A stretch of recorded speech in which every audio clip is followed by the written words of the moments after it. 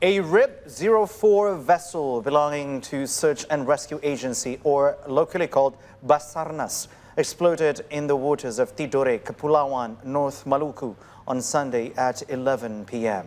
The accident took place when the speedboat was on its way from Ternate to Tidore waters to rescue two fishermen who were lost in the same waters. The boat carrying 11 rescue personnel, including one journalist, suffered engine failure and exploded shortly after. 3 people died in the explosion, with 2 from Basarnas and 1 police officer. 6 others were injured, while 1 journalist is still unaccounted for and being searched for. Basarnas saja. Kalau saya fokus ke anggota saya, kami saja.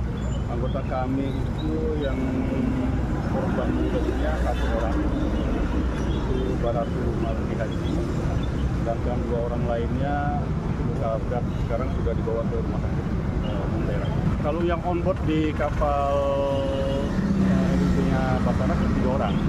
Kami juga melibatkan 1 unit kapal SBU dan 1 unit kapal personil. Dan 3 itu 1 dinyatakan meninggal dan 2 luka berat. Ya, luka berat. Sekitar jam-jam 10-an lah. Jam 10 ya, malam.